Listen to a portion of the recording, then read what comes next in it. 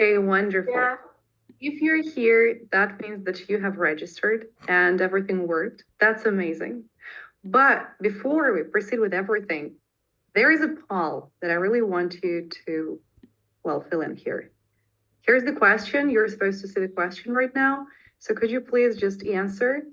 That's a very vital moment for you to know the rules. And I want to see like the result. Because well, there was this video and I hope you watched it and I hope you know everything that we're going to be doing. Okay, sounds like the majority of you know the rules. That's great. Okay, if there is someone who doesn't know the rules, I'm going to explain, but still, you have a couple of minutes. If you don't know the rules, you have a couple of minutes to watch the video. Just a tiny, tiny moment that I want to tell you before everything is, well, you have received all of the materials in the bot, right? You can see everything. No. And there are more pictures, like there are 5 pictures. So for the warm-up, we need only the first 2 pictures. We're gonna start with the warm-up. So it is written on the first picture, warm-up. We're gonna start with those questions. And the second picture, I can literally show you how it looks like. So this one is the first one. We're gonna start discussing like these questions. And after you discuss the questions, and if you discuss all of the questions, you can proceed to the second one. So the first 2 pictures, that is the warm-up. Got it? Okay, perfect. Now I'm creating the breakout rooms. We can go to the breakout rooms. You know the rules, but if you have any questions, if anything is not really clear, of course, you're free to ask me here. But first, let's go to the breakout rooms. They're open. Olga, I didn't receive materials in bot. Only the link. Even now, like neither. Supposed to go Yes. here. Yes. Me neither. Mm-hmm. Everyone who hasn't received anything, wait a little bit, literally a minute. Uh-huh. And I'm going to share everything here. So if there is something that wasn't there, I'm just going to share it here. But it is supposed to be sent maybe in a moment, maybe it's going to be there. Everyone who has the materials, you can go. Everyone who has the materials, wait a second. I'll try to fix it in a second.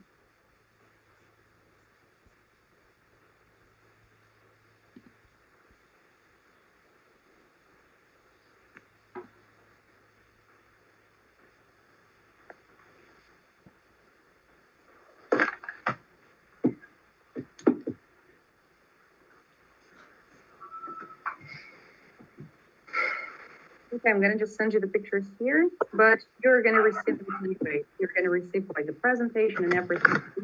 Maybe it's just going to be a little bit clearer. But as of now, you can have a look here in the chat. Is just uploading and it's going to be there in a second.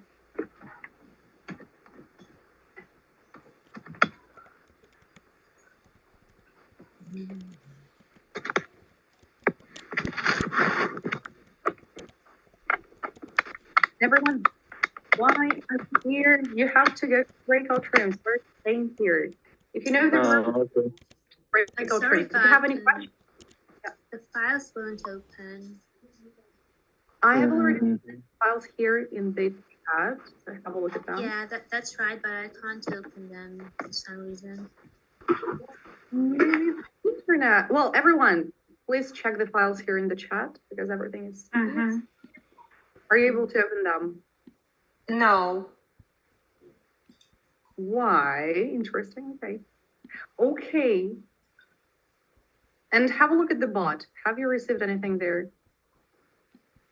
I did. Okay. If you have the materials, go to the breakout rooms.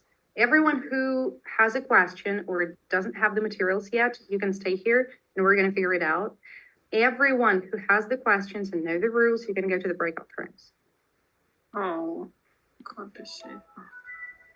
I have received 5 slides. Exactly. We're talking about the first 2. So the first 2 slides are for the warm-up. You just go to the breakout rooms and discuss the questions from there, from the first 2 slides.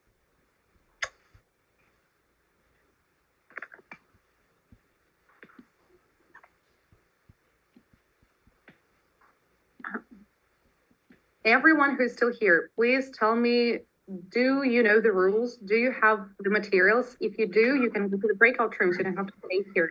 If you still don't have the materials, then you can open them in our chat here. First, have a look. Hello. Hello. It's me, Sasha. Oh, there are 2 new people here.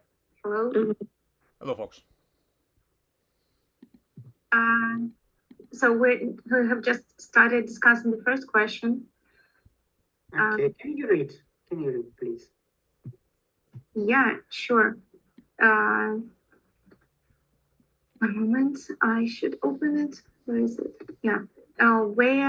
When were you at your happiest? Make a list of occasions and activities from your personal life and work experience that you have enjoyed the most and that were really positive experiences for you. Wow. So that's the first one. And actually, Tanya started answering this question. Well, I can add that I think the most happiest times of my life were when I was a child. I just remember everything from here. It was like pure happiness for me because I didn't have to pay money for anything. I didn't have to earn money. I didn't have to worry about adult things, right? So I was just enjoying my time. And I think now it's like I'm 21 now, and I just have, this kind of memories that just spring to my mind sometimes just unexpectedly. And I just feel, oh, I was so happy back then, back to that time. Right. So what about you? Careless, yeah, childhood careless, it's happiest time because you didn't have that many things to care as you're adult. So yeah, childhood is definitely number one. Yeah, at the same time, it's also how to say mixed. Yeah, because you want to grow, you like have to proceed situations you face, you're growing, you mentally growing. So it's time not without challenges, but still it felt like really happy. Yeah, it felt really happy. Childhood and time of youth. Yeah, I can definitely put it on the top of the list. Yeah. Okay. Alisa joined us. We already know each other. We had met before in other speaking groups. It's our second time, I guess. Yeah. Hello, everybody. Good evening. Hello. And by the way, Sasha, we can't see you. Can you see us and can you hear us? I can hear you perfectly, ladies. Oh, okay. There's not only ladies in that room. Yeah, exactly. So, Sasha, would you like to answer the first question? Easily. About the childhood, I wouldn't say this is the happiest moment in my life. Instead of what Tanya already told us, maybe she's really lucky with her parents, friends, I don't know, teachers, and environment. As I realized that when you're a kid, I mean, if you have a lot of good parents, probably that's the way. Yeah, maybe it depends on your parents, it depends on the environment, on your teachers, and some other guys. But in my case, it was always kind of the adults were trying to abuse and insult. Like they have a power, and you technically powerless because you cannot do anything you want. They always telling you that you are kind of you're not a human. You kind of child, so you don't have your own responsibility, your own money, your own whatever is your own. So you just kind of start in your life and you should obey the rules, you should do this, you should do that. Even if you have your own opinion, they're always telling you what you should do, when you should go, home, sleep, to school, to I don't know where. So I mean, and if you ask them why should I go to school, for example, yeah, they tell you, you know what, I'm working here. This is the way how I should get my money. And but when you're asking your parents or some other adults that blah blah blah, you are decided to go to this job, to that exact job. So this is your choice. I mean, you can go with this job, you can choose another one, you can lay it off, or just like cancel your job. It doesn't really matter. But here, you force me to go to the kindergarten, or I don't know, pre-K school. I don't know what. It depends on the country where you are. You should go. Not you not should you not you shouldn't you must actually. You have no choice. I mean, technically, you have a kind of choice. You can run away from the school and they will find you, or will try to find you. But they trying to push you from the I don't know from you when you are since you're 3 years old, or I don't know, maybe you trying to eliminate all these I don't know kindergarten schools and some other stuff. But in my case, I was trying, but they always told me that we will catch you, we will bring you back. We get it. I see. Sorry to interrupt you, but the question is about happiest moment. Yeah, happiest part of your life. Technically, it's just the questions for our, improving our speaking skills. It's not exactly what we should do. I mean, it doesn't really matter that we should go exactly by the questions. So in general, you're kind of against all the rules, yeah? I'm not about against the rules. I'm just for, improving our skills. If you ask Olichka, she will definitely tell you that this is the kind of, artificial stuff. We can go along these questions, or we can go, in really near vicinity. So just question of just your attention to your improvisation or your improvements. Got it. I think we can move to another question, right? Oh, no, sorry. Alisa, you haven't said anything. Well, the happiest one. I think the condition of your happiness, it's so fast, maybe. It takes very, very little period of time. I think I wouldn't say about the general, like a long period of my life that it all was happy. Yeah, but I think it's so little tiny, tiny moments when you feel just this condition, and then it's gone, and then it appears in some unexpected situation, and you feel it and you enjoy it, or you miss it maybe sometimes. So I think in general, it's a very, the happiness it could appear in any moment of your life. You just need to pay attention to it. Exactly. I totally agree with you. I said the same thing before you came in. Yeah. Sorry, I missed it. Yep, let's move on to the second question. Well, actually, I also want to answer this question. Oh, yes, sorry. Yeah. Well, my answer is quite short because actually the happiest moment of my life was 6 years ago when I leave my office job and went to mountains. Now I live in mountains and near the sea. I live with my husband, with my dog. So I'm still very happy from that exact moment. So that's it. That's my answer. Great. Okay. So next question, I think all of you for sure, your personal experience is great to hear that. How do you want to live your life? Consider each aspect of your life: work, finances, leisure time, relationships. Oh, to me, I think I'd like to live my life I think as Sasha without being under anybody's thumb, under anybody's control, because I also like freedom, but I also want to have some people around, my loved ones around me, like-minded people around me, so I wouldn't feel lonely. For me, I think people are the best resource for me, a source of energy, and I can boost my energy by talking to people, by sharing my experience, by discussing something, right? So I would also like to live in a big house or an apartment with a family, or I don't know, a group of friends at least, and do my perfect favorite job, right? I think that's it. What is your job? May I ask you?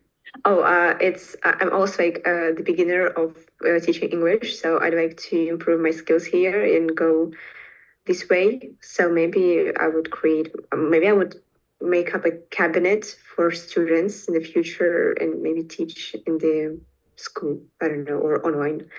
I don't have any specific ideas of what's going to happen next.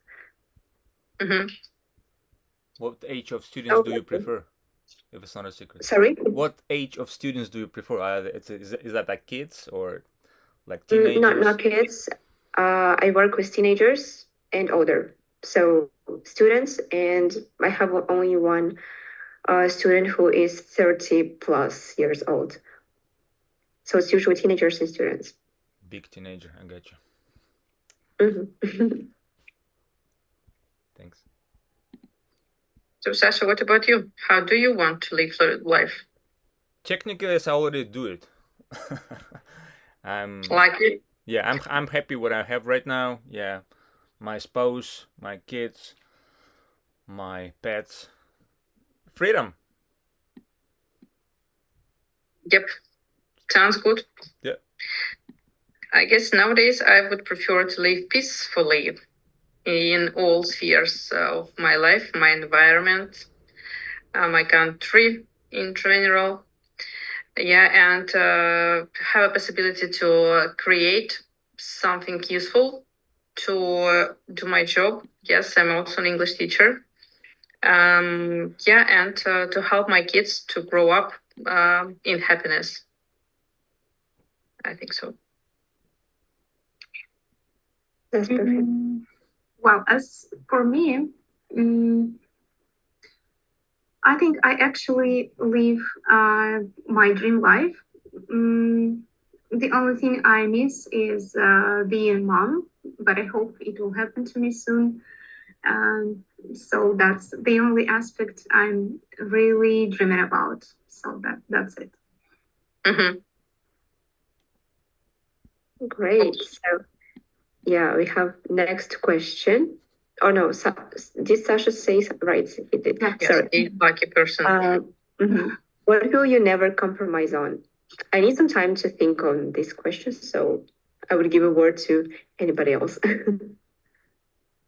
It's a tricky question. I think most of the people need time to think about it. Right.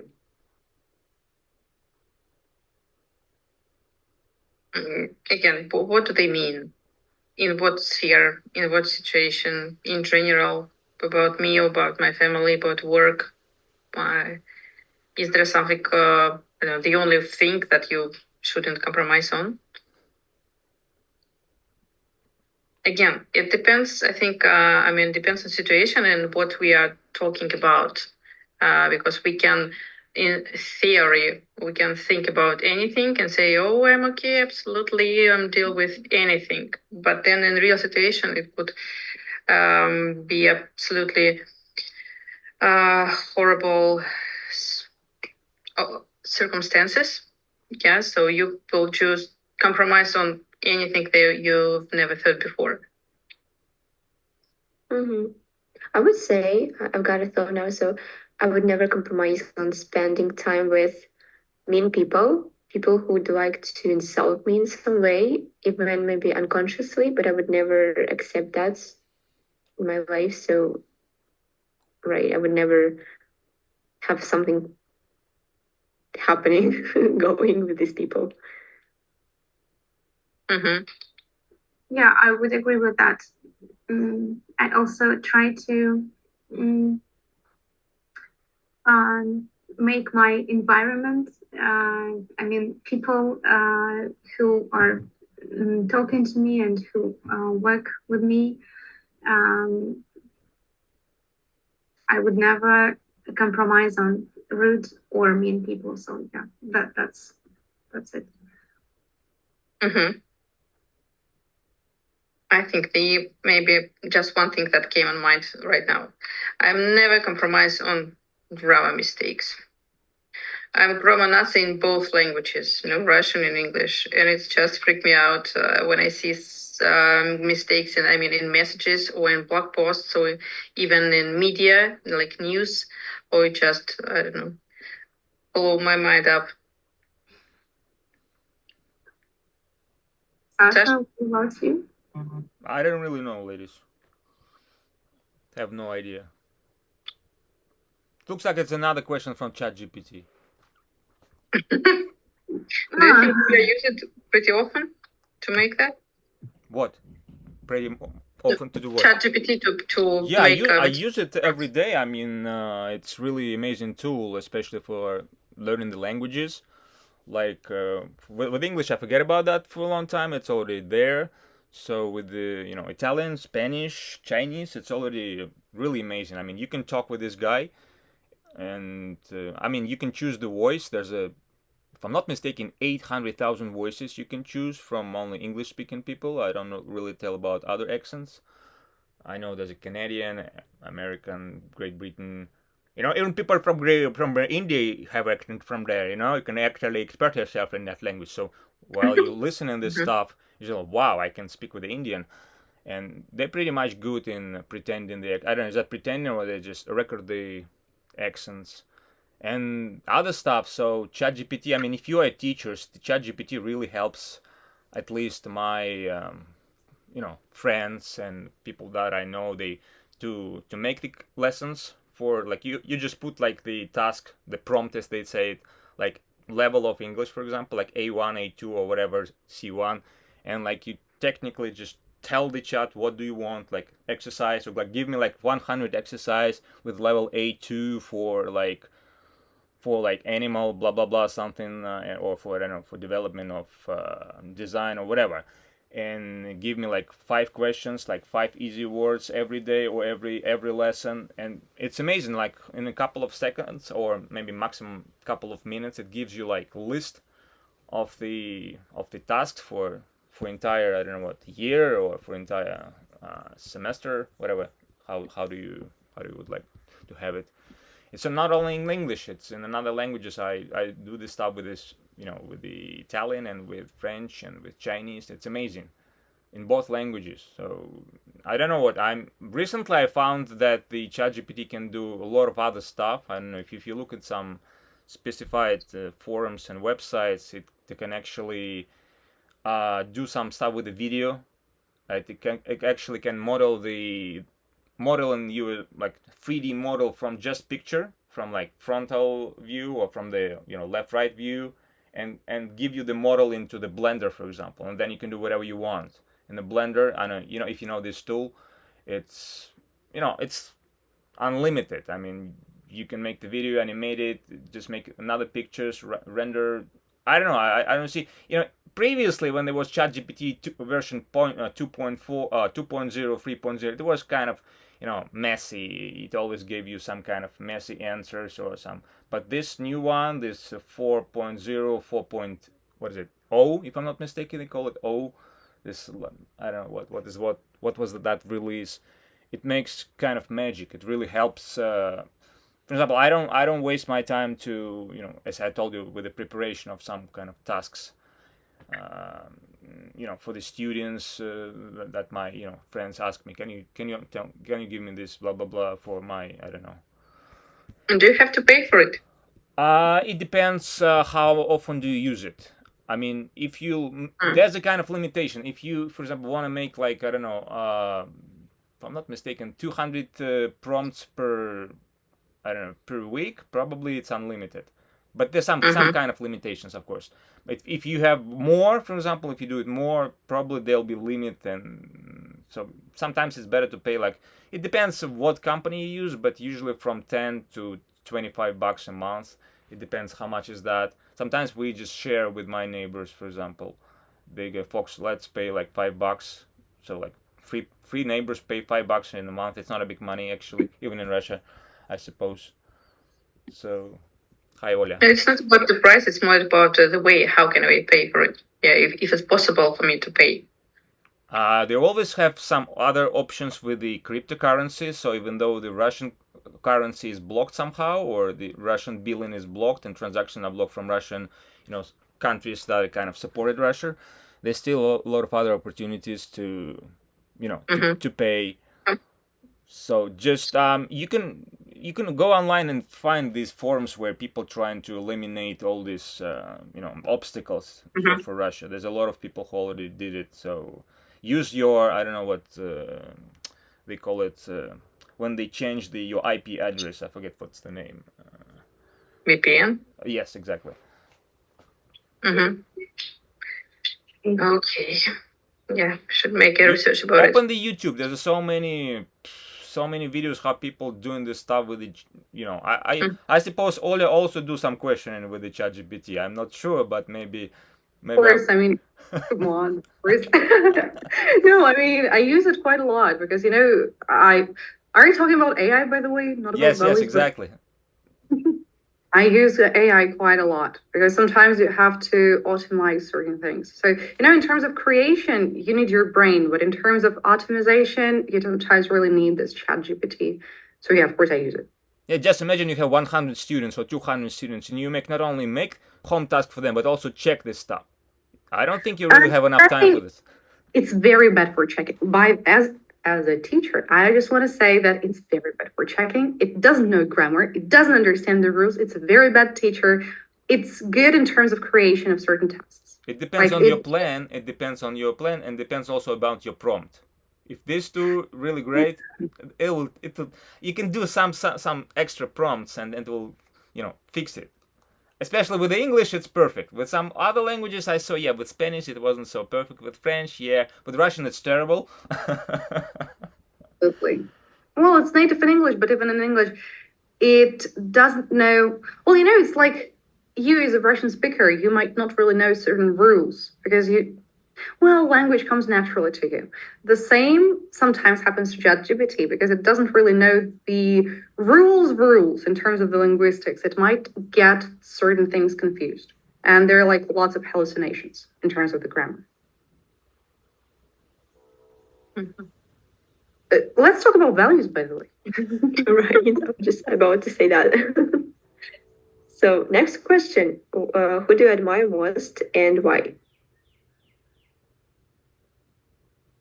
I would say that I admire my friends. I'm not a person I used to admire some celebrities who were role models for me, but now I think it's my friends who are achieving their goals, who are striving, who are working hard, and I think they are my role models. And yeah, nothing to say. Again, it's a tricky question. Admire. What do they mean in this word? What do you understand about admire? What is it? Admire. Just how you understand that? I understand that who you are, who you look up to, these people who are your role models, who you look at and you say, oh, this person is great, he's doing a great job, and I need to learn something from this person. It's not repeating his or her journey. It's not being a fan, but it's just admiring. You get inspired by this person. Again, it sounds close to respect for me. Is it? What do you think? Not always. The respect, I think it's more emotional. More emotional.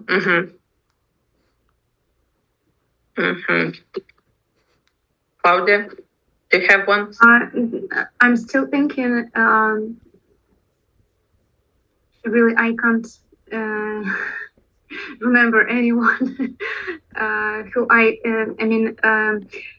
can't remember any person who I look at as a role model. So yeah, it takes some time to remember, I guess.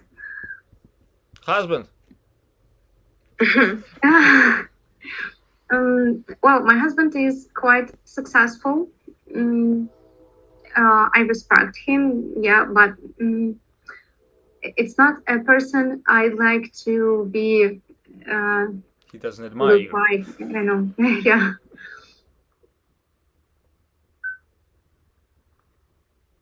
So anyway, you have one? Yeah, my wife admires me. My dog admires me. So even though it's hard to compare, but that gives me positive attitude to both of them in each way of the behavior. Isn't it love? It's not a love. It's a little bit more. It's a kind of passion. Admiring, it's more than love? It's more than love. Yeah, exactly. You already love that, I don't know, human being or animal.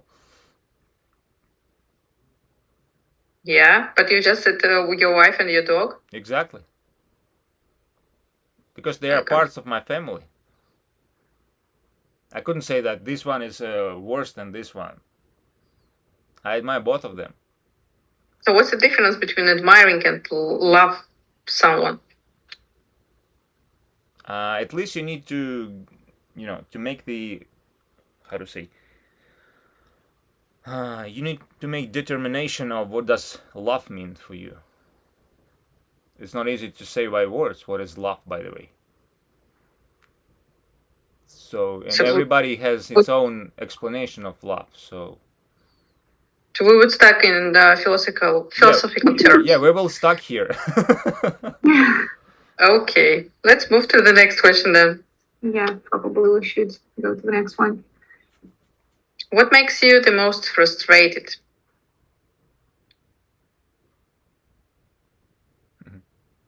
When I have, if I have a possibility and I missed it, I think that is the most frustrating for me. That if I, after a while, after a time, I regret about something that I would do, but I didn't. And it was a really nice possibility, and I didn't use it. It's like the fear of missing out. Do you have this? It's not like a syndrome, but it's like a feeling, you know it? Can you repeat, please? FOMO. Fear of missing out. It's like, yes, it is a syndrome. I also have the same thing. For me, it's the most difficult thing to me is making decisions. And I feel really frustrated if I make the wrong decision. And I know that there is no wrong decisions in our lives, and everybody will say that. But sometimes we have them, and it's awful if you are going through this. So for me, it's the most horrible moments.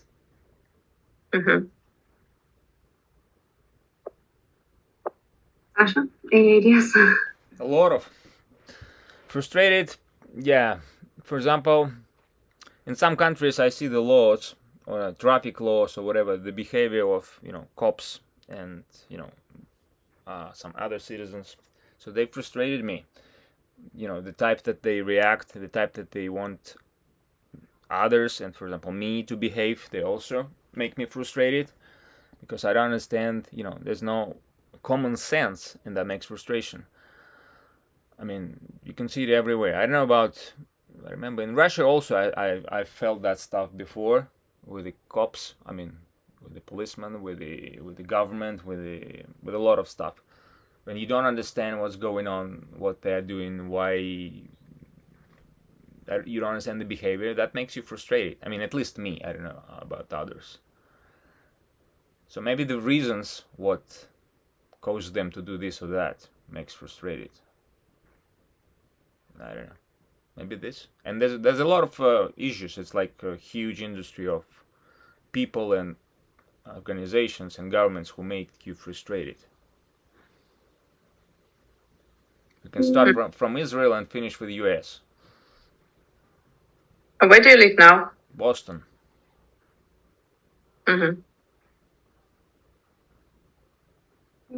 Well, Massachusetts, yeah. Technically. Sorry. I didn't hear that. There was some internet problem. Claudia, what did you say?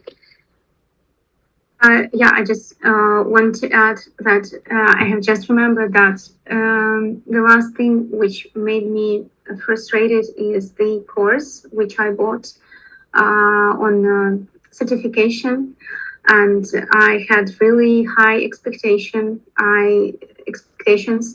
I thought that I would open every module and will have loads of really useful information, well structured, well built lessons and so on. But actually, that was kind of just a huge text, and every model is like open and huge text, and you have just to read it, and after 10 modules you have to pass a test. So that was very frustrating, but I paid for that, and so I will anyway pass it. So that's.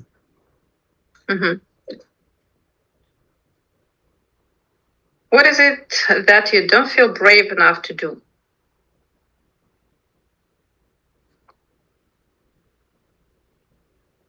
To move to another country. I absolutely don't feel brave enough to do. Yep. Huh? I feel you. I think it's very difficult maybe these days to do it, or just mental barrier that doesn't let you do it. Well, when there are some issues in your country or some things which make you feel really nervous, it becomes really easy to immigrate. That's something that happened to me and my husband almost 2 years ago, and that's why we moved from Russia to Turkey, and we live here. And of course, we miss Russia, but we will not probably come back this year. I don't know. So that's it. Yeah, maybe it's not so bad yet. It's not so bad, but I have plenty of friends who have also migrated to study, to just live in another country, and they all miss Russia. So I just like I'm a homebody, and to me, home is like everything. So if I move out, if I move away, I don't remember. So if I go to another place, I will miss it so much. So for me, it's going to be very hard. Yeah. Still, I think it's pretty easier to if there is only you or just two of you. But if it's like four of you that have to move and all that stuff and make all that new connections with jobs and schools and integration to a new society, it all seems like unbelievably hard, even to imagine. But the most how to say the most it's not, no I can't find the word here even in Russian. The first idea that I thought about what would be the hardest thing to do if we have to move somewhere, it's how can I take all my books with me? Easily. No. We have shipments here everywhere, so you can ship them by the container. It's not expensive, like $400, and they will ship you to Australia, New Zealand, or whatever you want. So it's not the hardest stuff. Believe me, they ship you even your stuff, your sofa, your couch, even your shelf. So it's not a problem. You'll At least you need to have enough money to do that. come on. When you move, you'll just keep this stuff in Russia, I don't know, in the storage for a couple of months or at your neighbors, and then you just the company like I don't know like SDEC or whatever come to your place. They pack all this stuff, pack it in limited boxes and or whatever, and wrap it up and send it to you. I mean, it takes I don't know maybe half a year. You will take. I mean this. Maybe $800. It's too much right now, but when you move, it will be that's a amount of money that you say, oh, it's too much. It actually not. I mean, in Russia, it's a lot of money. I remember when I get like $100 per month in Moscow, but life is a little bit different. It's not about like $100. It's changed. The value is not in money. The value is inside of you. You are the value. And it doesn't matter how you get right now, it's much better what is in your head and what you are going to do. So just free your mind. Don't think about the money, think about the freedom. Me. It sounds maybe it's easy for me to tell that because I already did this step. But make a first step. I mean, at least you can come back. You can, and if you don't like something, you can return. I mean, at least you are female, you can return. I don't speak about males. It's a little bit harder for them. But for females, as I realize, at least it's easy to do. You will lose probably a little amount of money and a little amount of time. It depends when you come back. But at least you try. If you try, you say, oh, I tried, so I will never do this again. Or I will do it once again, blah, blah, blah.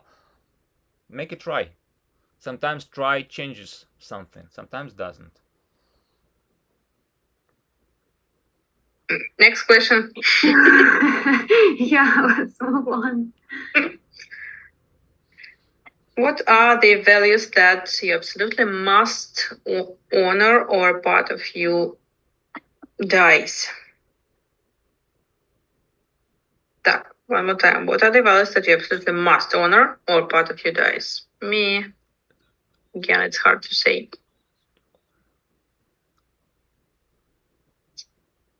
It should be two questions separate. Huh? It should be Actually, two I don't separate understand the questions. question. Me too.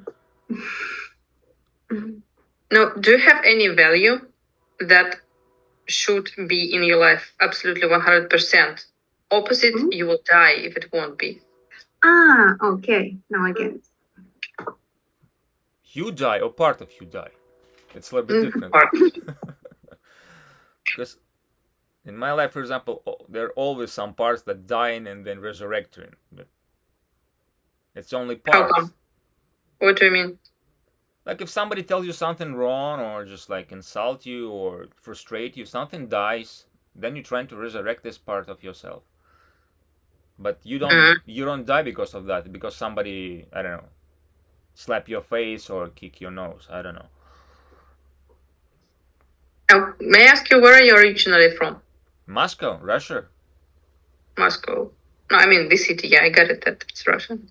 Yeah, that's my favorite city. I was living there for 30 years, I suppose, maybe 20 years at least. Yeah, I know most of them sometimes maybe better than anybody in I wouldn't say in this chat, but in at least half of the people in this Zoom. I mean, in how many? There's a 50. Usually about 100. Yeah, I guess. about 100. I guess 50 of them know Russia less than me. So. But it doesn't matter where I'm from. I can be from another place. Like I was living in some other cities like Kharkov, Kiev, and Taganrog, and I see another city of Soviet Union. So I do know that's it doesn't really matter where you're from. It just much more matters like what actually makes you die, partially or.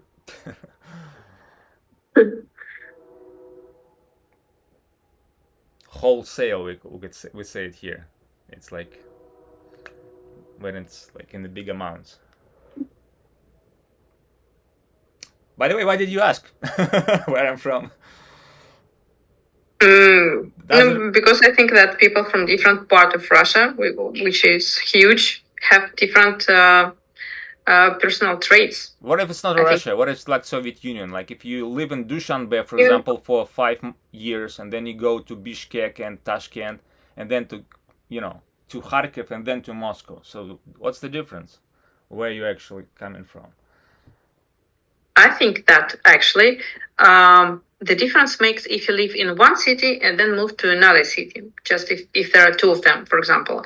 But if you start to moving from one to another, to different countries, and you continue this increase this amount of countries, you have absolutely different, I think, point of view to the society in general. So you became like multi-nationalities, multi-global person. When you live in Dushanbe and Talib start coming and slaughtering your family and your friends, it's hard situation. You have to move or you'll be killed. Even though it's a Soviet Union or I don't know, Tajikistan, call it whatever you want, and people say blah blah blah, Russia save us. Sometimes Russia save us, but sometimes doesn't, or because it's not enough time for Russian soldiers to come and save even Russian people. So it's hard to say that way, especially with the current events that we have for the last 2 years. Should we move to this comparison part, to the second slide? Do you see it? For each pair of values, choose which is more important to you and explain why. In US we have a game which goes like, would you rather? And there's about 1,500 questions. Would you rather be smart or would you rather kill somebody? Yeah. Blah, blah, blah. So that reminds me of that kind of game. Do you play this with friends? Everybody play this stuff. It's a little bit, No, I mean, in a party, on a meeting, friends meeting. Yeah, it depends how drunk you are, of course. Yeah. No, because usually I use it with my students. to make them speak. Yeah, you have your goals. If you need to make them fun and at the same time develop their skills, that's a good way. Actually, recently I have asked about 6 or 7 of my students, teenagers and kids. There was a question: would you rather choose to meet true love or $1 million? No one asked love. Everyone answered me $1 million. And the smallest one, a girl, she said, well, what if it comes that love will became boring for me pretty soon, so I wouldn't have no love and no money then in that case. So she's right. Maybe we have no idea. What does true love mean? They try to imagine, yeah. I mean, even teenagers, yeah, like, I don't know, teenage love time, like period of time, they say like, oh, of course, $1 million, yes. I don't need all that relationship stuff now. Or maybe they already have the true love. That's the right, and right now they need the money. Yeah. Oh, so we should come back to the central part, yeah? Yeah, thank you, everybody. Thanks. See you. What's our room number? 44? 44, yeah. Perfect. So I guess everybody's back. I hope everyone is back. Okay, hope you're back. So we're talking about the vocabulary. Everybody stay here. 5 minutes. We're talking about the vocabulary. After that, we're going to have more conversations, so no worries regarding that. Now, the first word that we got here, bedrock values. So we're talking values today. Bedrock values. Maybe core values. Core values. So only in English, please. Only in English. Basic values. Main values. Yeah, right. Fundamental. Absolutely. Fundamental values. Something that lies in the basis of your values. So bedrock values are fundamental beliefs, fundamental principles that form who you are, form the person who you actually are. Okay. So there are imperatives, and sometimes they can be non-negotiable. What does that mean? Those non-negotiable imperatives. That's solid, strong. Another question. Which are obligatory to do. Absolutely. And that means that is like a must-have. And you can draw the line once they are violated. You can draw the line, which means that is absolutely non-negotiable. That is going to be your red flag. Like that is going to be a full stop. Somebody violates this imperative. So that is break dealer. Yeah, absolutely. That's a break dealer. That is the principle that can never be compromised, can never be altered.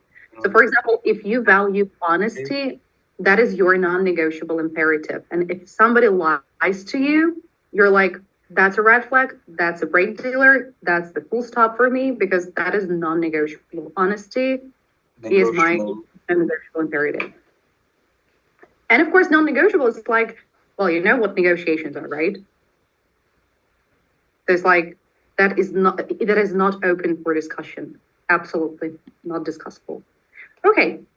Oля, have I can return in my room? Number 4 room. After the vocabulary, I will return you to your rooms. No worries about that. But first, the vocabulary together. So 5 minutes of vocabulary, and then I'm going to return you to the breakout room. Now, everyone has personal ethos. Those are your principles, your beliefs. So personal ethos is just, well, a set of your personal beliefs. And sometimes your ethos can be in flux. What does that mean when your ethos is in flux? We need to change it. Maybe it's similar with flex. It can be a direction, not directions. Yeah, flexion to flexion.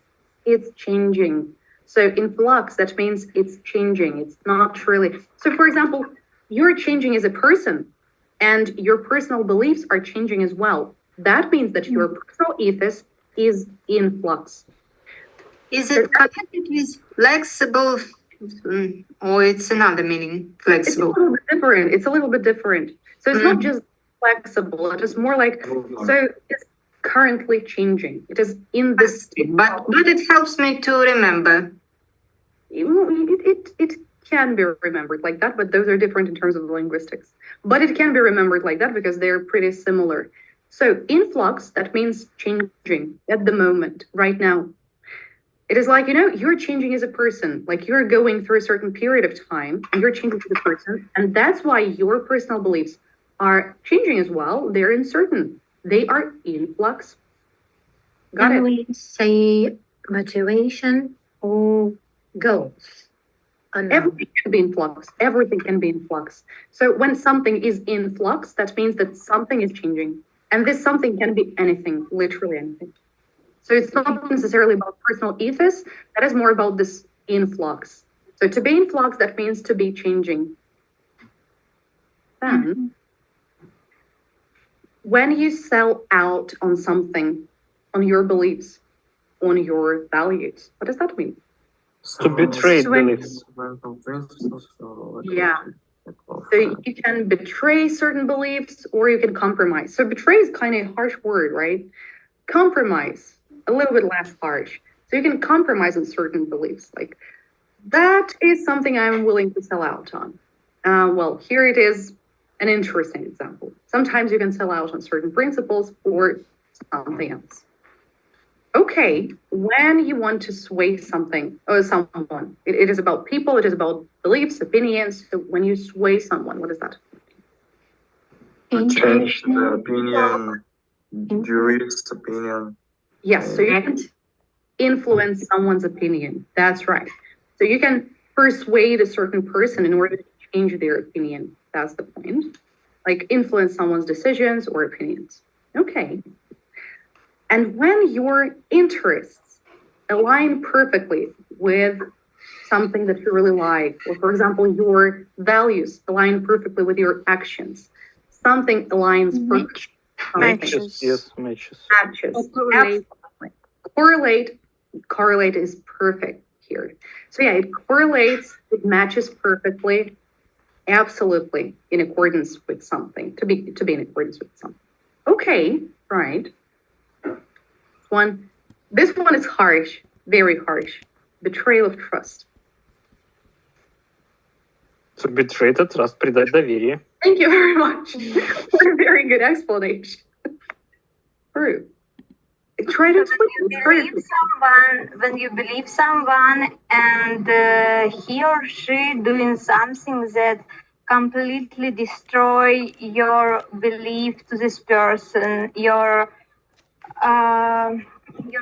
perception of this person, and maybe some actions cause doubt on your trustfulness. Yeah, so basically they break your trust. You can no longer trust someone after that. Or when someone sells out on you, can we say that? Yeah, maybe exactly. But there can be multiple situations where you can feel the betrayal of trust. But on someone also stab with something like a knife. Yeah. Yeah, there is also a very good, there's a good word like backstabber. You can say the person is a backstabber. Mm-hmm. The person is a backstabber. Maybe they song of occasion. Okay, compromise someone's integrity. So that is more about integrity here. It's like dignity. Not necessarily dignity. It is the very concept of integrity is interesting. When you compromise your integrity, what does that mean for you? You betray some of your principles and lose some part of yourself. Some contradictions appear in someone's opinions. I agree with the contradiction. He doesn't betray his principles. He basically does. So that is more about Yeah. It is more about acting against who you usually are, acting against your principles, against your beliefs, against your moral compass. So acting against who you are. So yeah, you have the discrepancy between who you actually are and what you're doing at the moment. When you're at work or in a family relationship. Maybe. I mean, it can be in multiple cases again. But well, anyways, integrity is who you are and your principles and your moral compass and what you usually do. And compromising in that is acting in a different way against everything that you actually are. Okay, forsaking your values. We've already had some good phrases very close to this one. So forsaking your values is the same as Struggle with No, abandon your or give up one's sacrifice. selling out on them. So literally the one that we've already had, selling out on your values. So forsaking your values, well, here we have a negation. That's why it's a little bit different in terms of this context. But usually forsaking your values is like giving up on your principles, giving up on your beliefs. So selling out on some of them, selling out on your principles again, or values. Okay. This one is really good. Environmental stewardship. I really love the second word, stewardship. What is that about?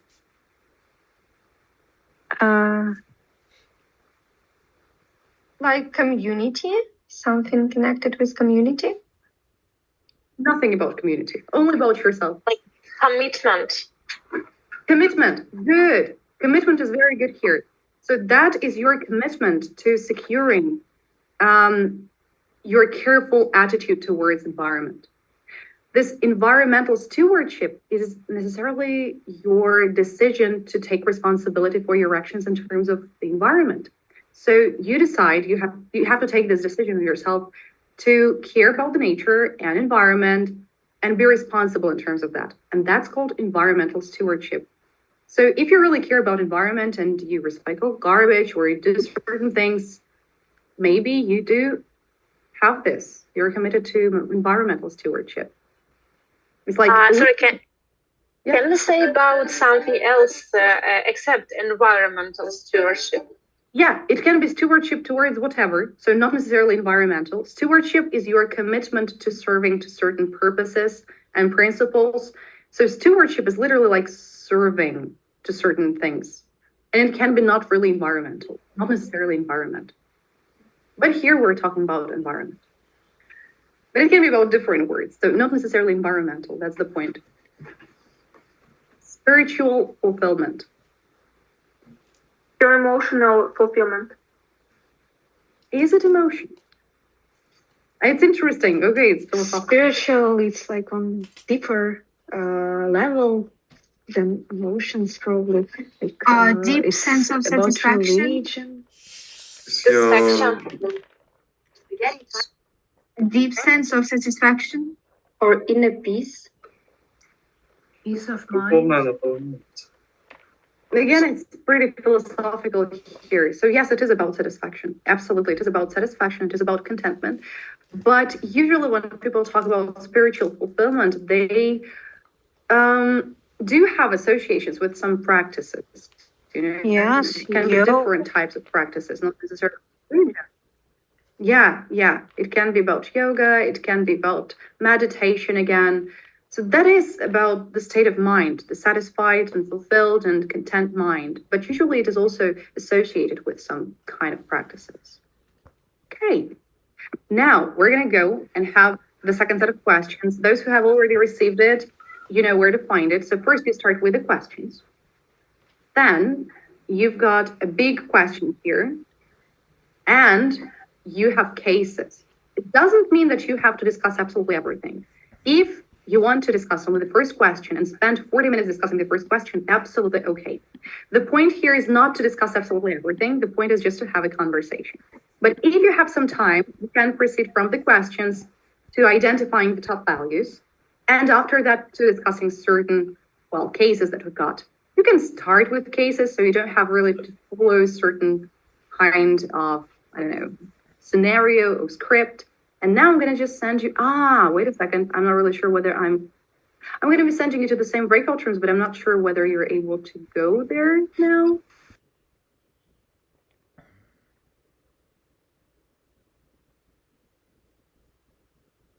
Go back.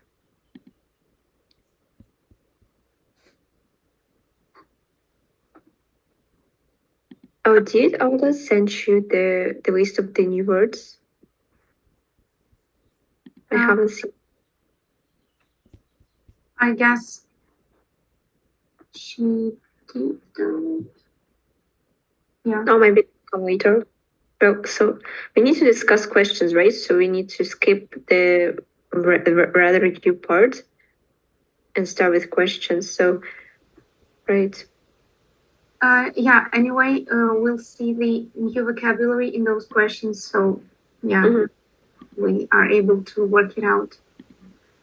So, what are the bedrock values that form the foundation of who you are as a person?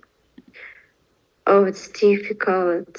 To me, it's maybe honesty. I try to be honest, at least with people who, like, with my beloved ones, people who I'm close to, my friends, my family, right? I try to be honest with my feelings, emotions. Oh, hello. Nice to see you. We were discussing the first question with the bedrock values. Oh, let me see. Okay. And also, I think it's to be open to the world, always broadening my horizons, always trying something new, always improving. For me, it's also kind of a value that I try to have, that I try to sustain.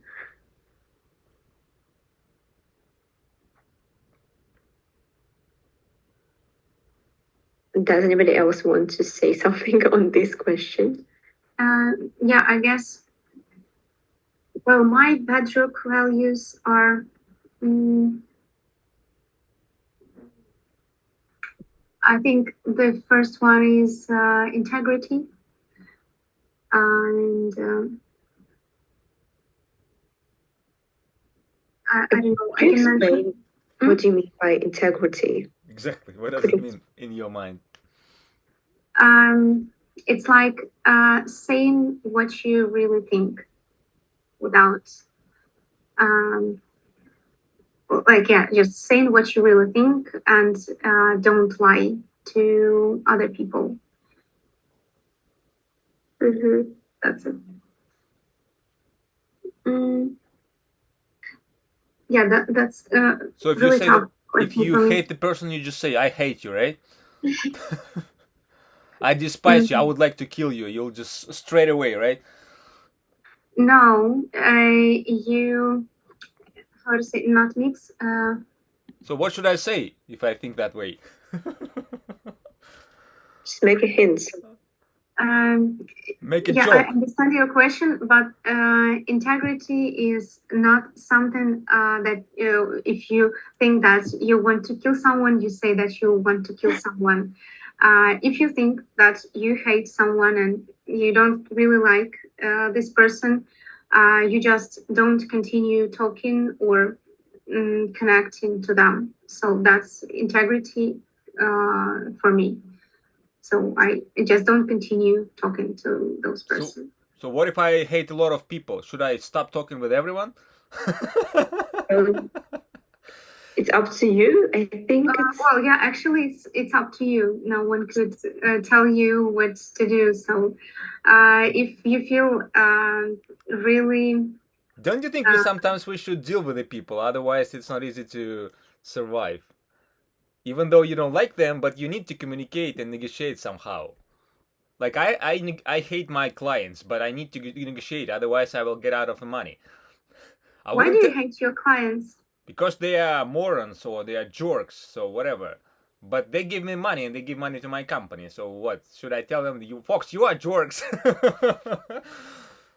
So is that possible that one of your client wouldn't be that jerk? Yeah, of course. Maybe 35% of them are good people, but most of them, the majority, are jerks. Even as me, for example. For someone, I'm also a jerk. So it depends. What do you want? What do you want in response? What answer are you waiting for? What reaction? If you want to fail your business, probably you'll stop talking with them.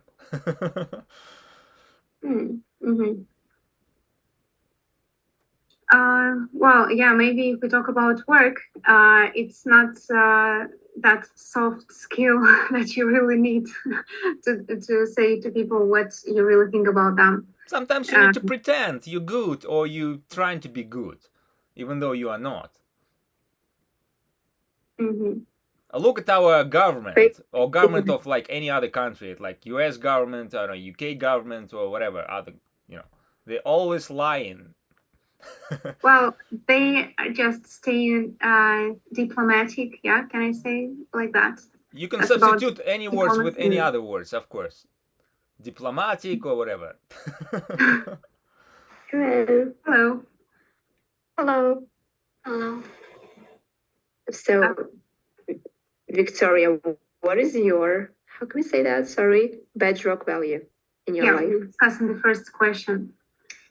Okay, so I'm a person who likes to analyze and think about some new ideas and to learn. So I would say I am more analytical thinking person.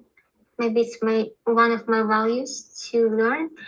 And I would say simplicity. I love simplicity in people as well.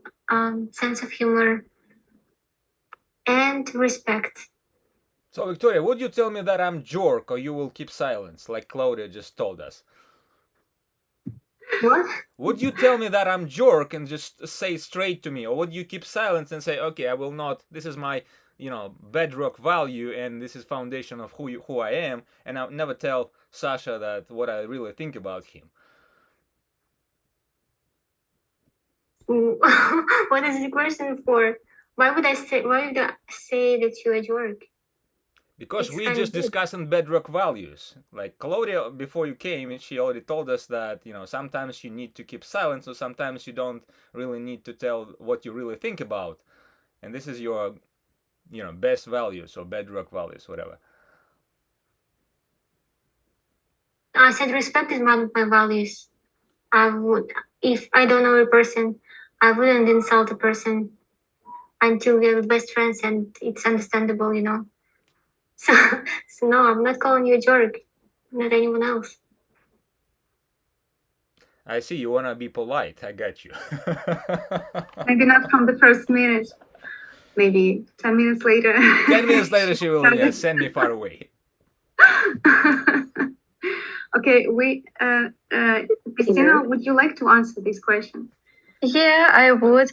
I think that people should be polite and respectful too, because when you meet a person the first time, you should communicate with them with respect, and you should be polite, because I met a lot of people who have their own values, and some of them are not matched with mine, for example. And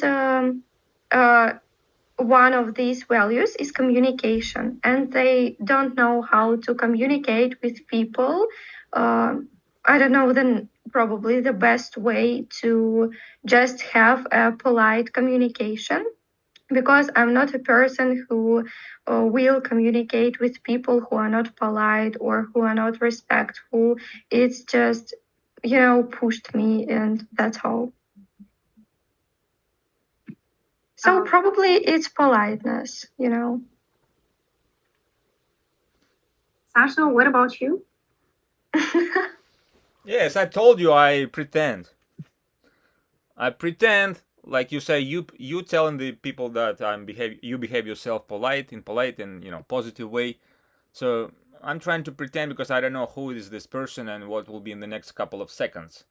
So I'm ready that this is a jerk. I'm always ready, even though I have no idea. But I for me it's better to have the bad expectation than good expectation, because for good expectation there's no need to be protected.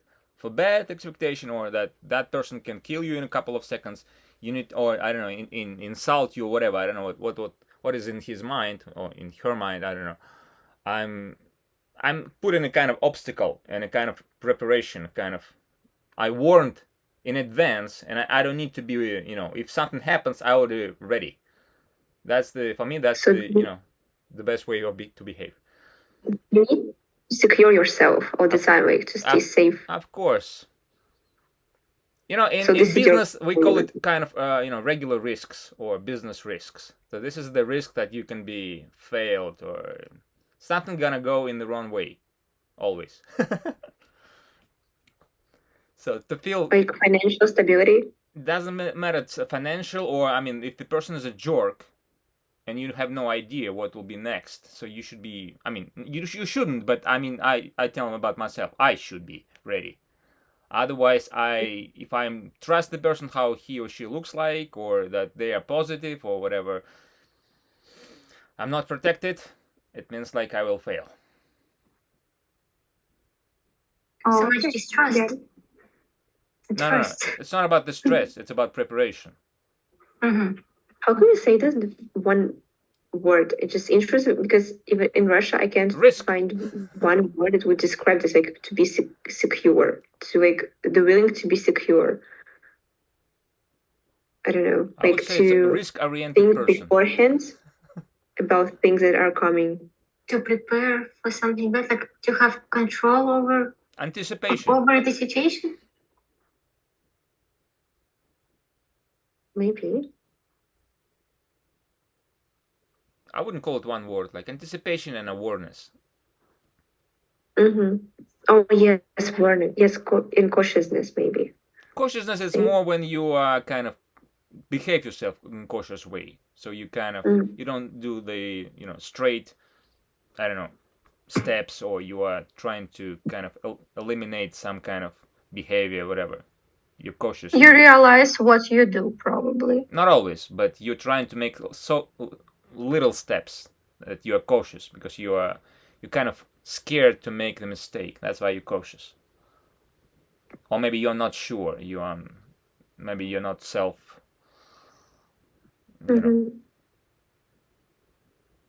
Nice. Okay, so we can move on to the next question. What do you consider as your non-negotiable imperatives in relationships, work, or personal life?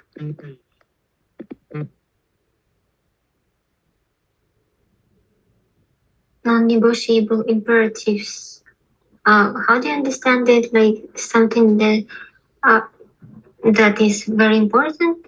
Is like it's your principles that you cannot go against. Yeah. Yeah. Okay. Okay. Thanks.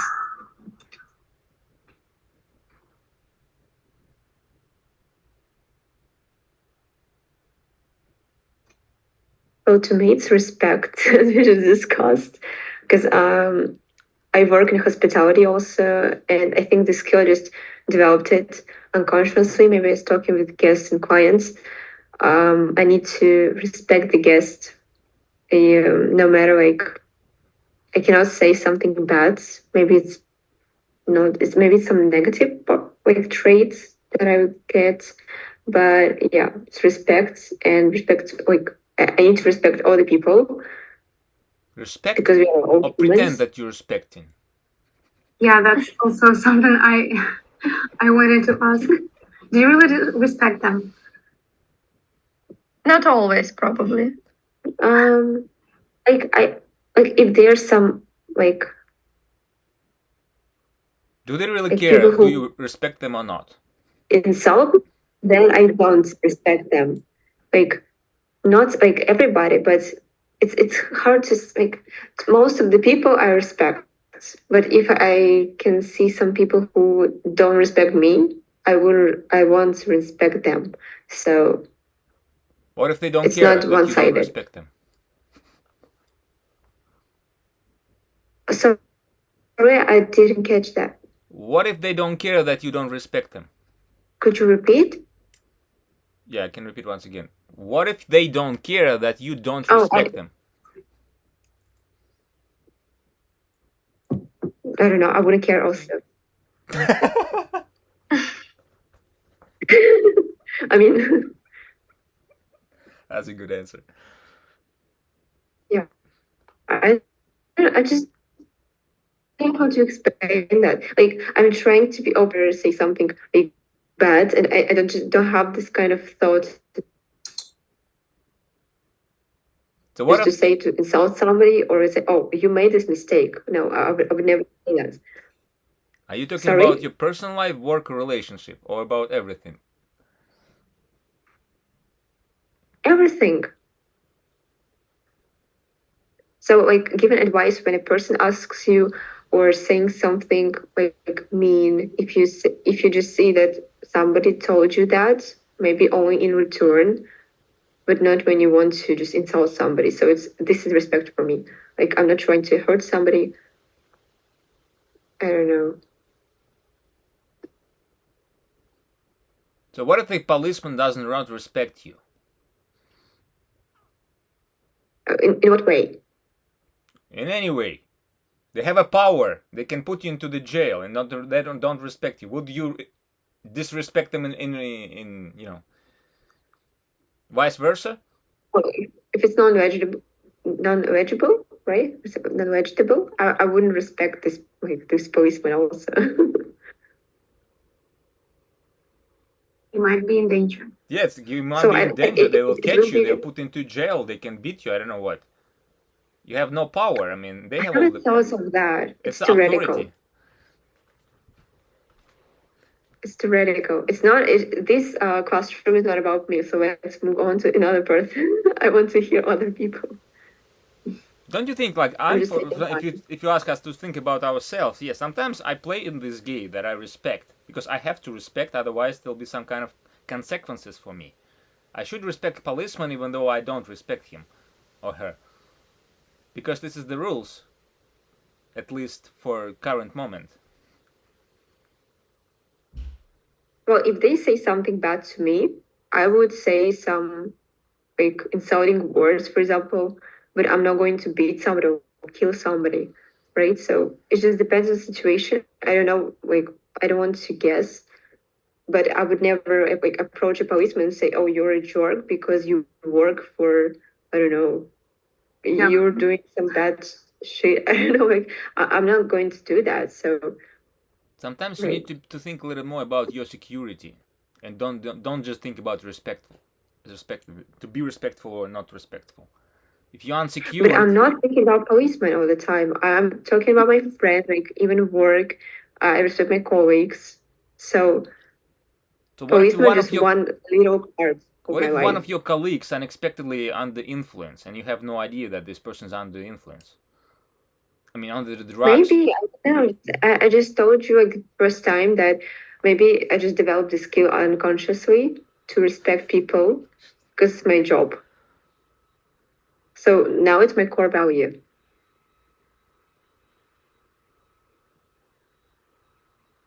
Okay, somebody please say something.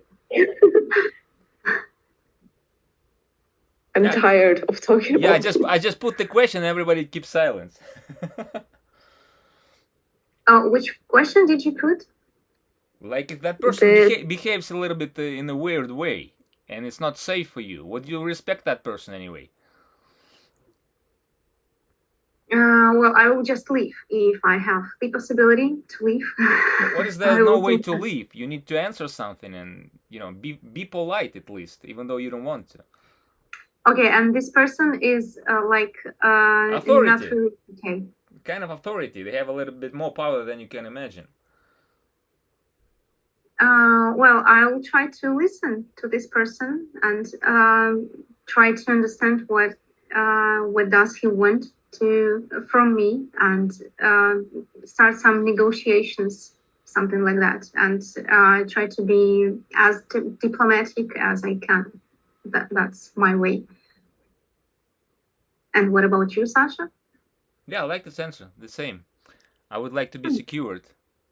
I should think twice before I insult that person or start kind of making him or her over the control. Yeah, missing the control, because you have no idea. Maybe she or he also under influence, or maybe it's a terrorist and have no idea what's in his or her hand. Yeah, Christina, what about you? What would you do? As for this situation, probably it's the same way, because as I said before, I like when people are polite, and I also will be polite in this situation. But of course, it depends on continuing this situation. You know, I start to know this person. I start acquaintance with him. So it depends on what his person looks, how this person looks. So if it's a good person and he's also polite with me, he's not angry or something like that, of course I will be polite with them. But if we have some quarrels or disagreements, or he just doesn't like me at all, yeah, we don't start argue with each other, but we just stop talking probably. Victoria, what about you? Well, okay, if we take the situation where the policeman or someone authoritative person who has power and approaches with bad stuff and insults or anything, or like arrests me, I would act like a citizen with knowing my rights, and I will say like, if it's like illegal or something, if you insult me here, I will go to the court and I will apply against you, and I will protect my rights. So keep that in mind. And I will ask like, what is the reason, and I will try to talk knowing my rights. You know, not staying silent when someone is beating me up, or like insulting me there or something like that. Mm-hmm. Okay, we have a new member here. Dan, do you hear us? Yeah, I can hear you well. I don't know if you hear me because I have very poor internet connection. Well, I can hear you quite well. Okay, great. So the question we're discussing is, Sasha, could you repeat it to Dan so Dan could answer that?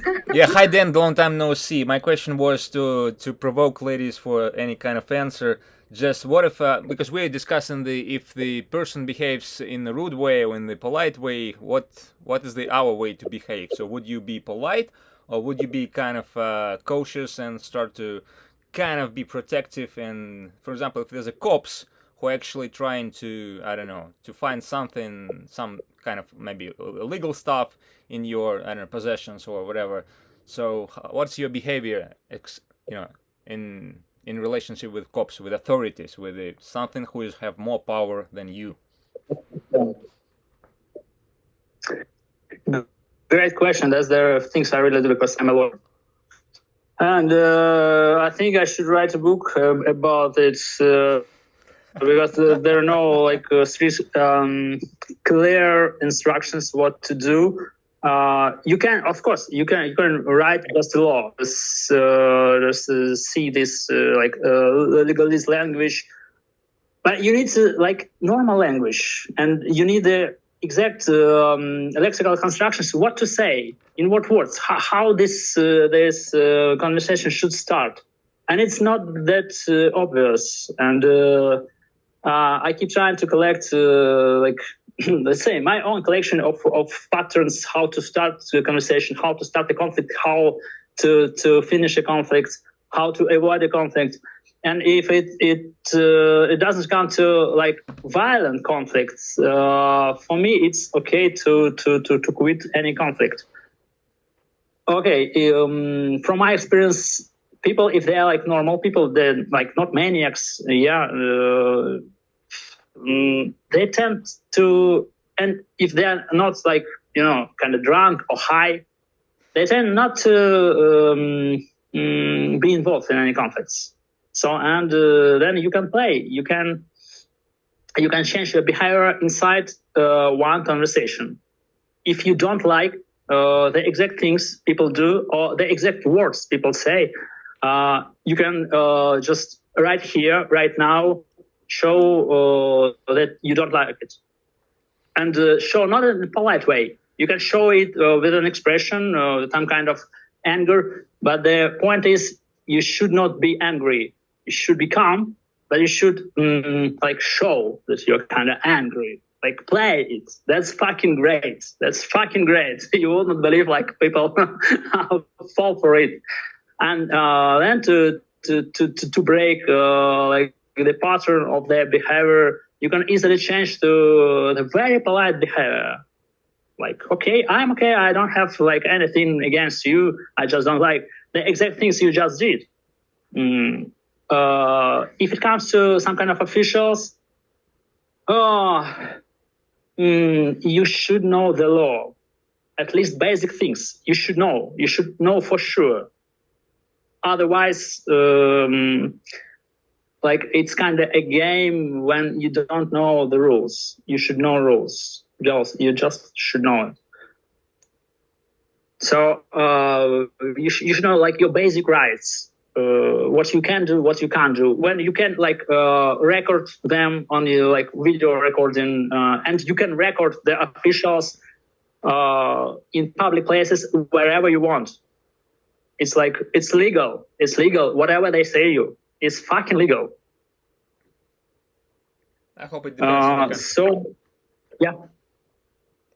It depends on the country. I get this message. I'm listening. You have a lot of questions. Okay. Yeah, should we move to the next one? Let's go. Okay, we should move to the next one. The third one. Can you describe a period in your life when your personal ethos was in flux? What led to this change? Ethos in flux means beliefs and values are changing or are uncertain. Anyone who would like to start? It's really hard. I'm just trying to reflect on my life.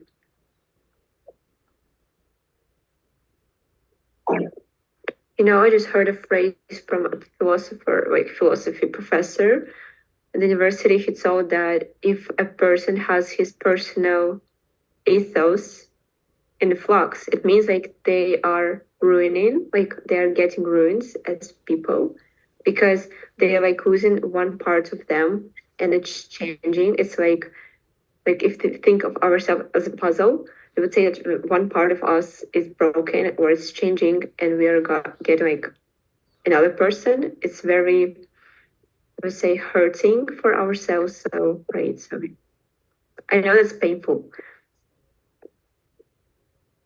Well, I've got some idea about psychotherapy.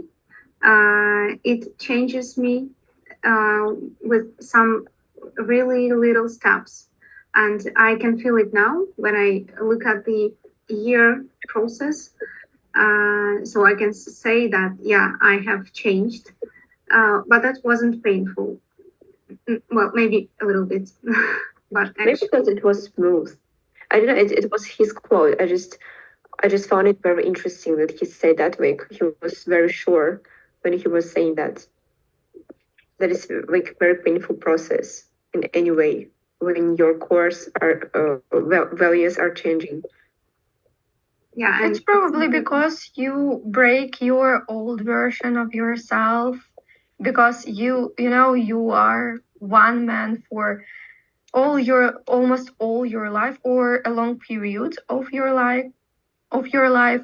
But you know, in one moment, for example, you come to a psychologist and you start changing because you start realizing something important and you didn't realize it before you go to a psychologist. So yeah, sometimes it's painful, of course. Yeah, I think the most important thing is that that was my choice. And I was kind of prepared to that. So that's why it wasn't really painful. Because some people like who like maybe are forced to go to the therapist, they like can sabotage this whole therapy process. So like they know maybe it's for good, but the first time they think that it's like painful and they try to stay cautious. They try to defeat themselves from this, like interfere, right? Yeah, so just controversial. I don't know what to say. I get you. some people fear that because they fear to change. You know, for example, you have a boyfriend or you have a husband, even a husband, and you, I don't know, you decided to go to a psychologist, and this psychologist helps you to realize probably your real goals or your real dreams, and you understand that this husband, this boyfriend, this life is not suitable for you, and you start changing, you start having some quarrels with your husband, you, for example, get out of your workplace and everything start changing. Yeah, it's, you know, it's instability, because instability is also scary a little, I think. Yeah, but the result, sometimes the result is very, very good. Well, actually, it's always good, but you sometimes think that it's not. Maybe sometimes you realize that it was all worth everything. So, Sasha, Dan, what do you think? Yeah, I have a question to you all. It's interesting. Can you estimate, like in percentage, how many of your like old friends, acquaintances who knew you like before this changes happened, then after those changes and after like you changed, they can still consider you like your friends with the same level of like friendship, still accept you knew, like half of them, just 10% of them? My family. That's all. Just your family. That's a good answer. Yeah. Okay. Okay, nice. What about others? You need statistics. I need personal experience. Well, as for me, I think I got rid of, figuratively, of course, got rid of people I don't really need in my life before I went to psychotherapist. So I could say that, like, yeah, 100% people who I wanted to be like friends or something, they stayed with me. Yeah, that's it. Oh, interesting. Yeah, another poll. Like, I'm not sure that I changed a lot, but like throughout the whole years, only one friend left me. Like, let's say she just decided not to be friends, and it was mutual. So other like 95% and 90% of my how to say friends group, they are still the same. Okay, interesting. Do you consider your changes? Question to you. Do you consider your changes were like really crucial? Like you changed like a lot, or just it was like a little bit makeup? Yeah, it was like changes. Yeah, I'm not talking about like changing like a sex, like male, female. No.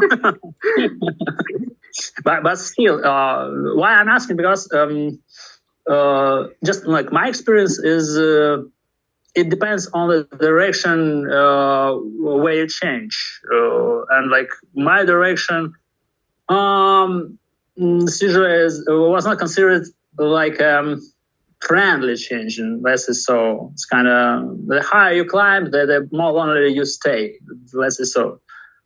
So yeah, I'm interested in if like your changes were like very crucial, like then like 100% like difference, or just like a little bit, like a little fix our flaws. Well, it depends on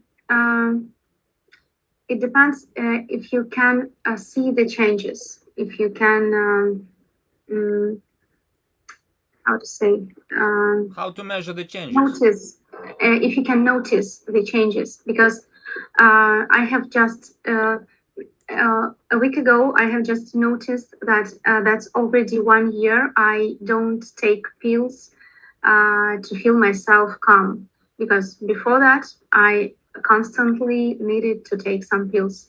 Now I don't need them, and I don't even think of this way of making myself calm, and I really forgot about that.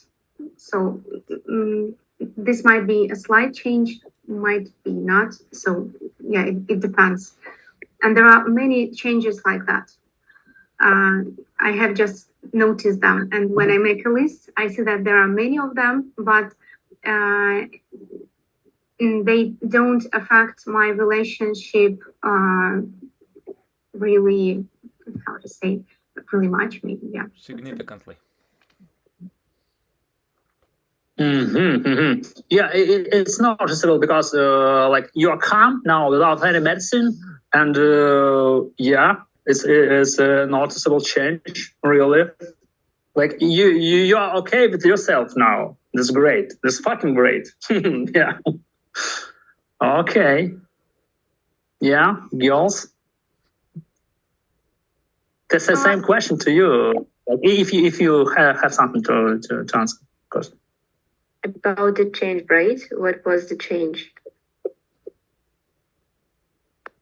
How you think? How do you think? What's the change and all? It's only your experience. It's only we can't like define the change. Calculate right here right now. So now I'm just trying to rely on your own personal experience, on your own personal perception. How do you think? That's interesting. I think my change was therapeutical, and it was like in a positive way, because I changed. Like I'm just 21 years old, so I don't think that I have changed a lot from when I was 20. But like I think more is coming, more changes are coming because I'm going to change. I believe that people are changing slightly, but changing. It's great. But I just maybe had a glow up. I just brushed on my skills. I just started to listen to myself. I became more like calmer, and I started to pay attention to my mental health and physical health. I started to how to say follow the diet, right? So like to consume only like good food, right? And maybe be considerable of my friends, of people who surround me. So that's slight personal challenges that I've just overcame, and then I got just some results. So, I don't know, just life. It's not like I started doing drugs. I started, I don't know, something else. They're not like crucial. I'm still like who I am, but just a little bit developed.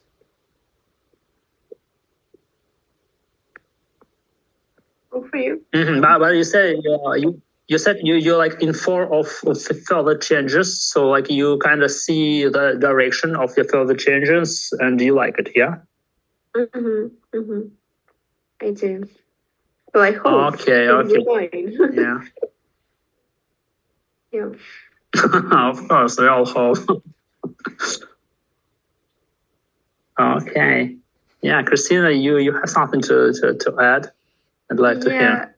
It's an interesting question because, some people can think about it only when they are older, probably because I'm 17 years old. And I also don't notice that I changed, a lot from my 13 or 15, probably. But I think that people changed around me always. I don't know why, because I have the same goals, the same dreams, but people get out from me, for example, because we started to have different interests or something like that. Okay, and you're okay with that? Great. Yeah. Okay, nice. Okay, it was nice to talk to you. I believe we have only like 20 seconds or something. Yeah, thank Everyone, welcome back. Welcome back, everyone. So now is the time when we're taking the pictures. And that means, literally, I'm going to give you a couple of seconds. Prepare. Yeah, the preparations. Makeup. Makeup, whatever you need. And I'm going to be taking this picture. So, emojis, cards, everything, send everything. And I'm going to be taking it on 1 to 3. So, first, 1, 2, 3. Oh my God, no. Whatever, I'm going to figure it out. Okay.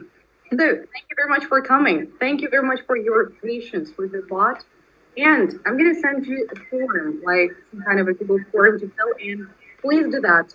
Please fill in the form because it's really important for us to improve the bot, and we're going to fix all the bugs. But, well, it's going to take some time. It's our first time with the bot. So thank you very much for using it. Thank you very much for coming. And, well, thank you very much for being a part. Hope you like. Thank you. Thank you. Bye. Thank you. Bye. Bye. Thank you. Bye. Thank you. Bye. Goodbye. Bye. Bye.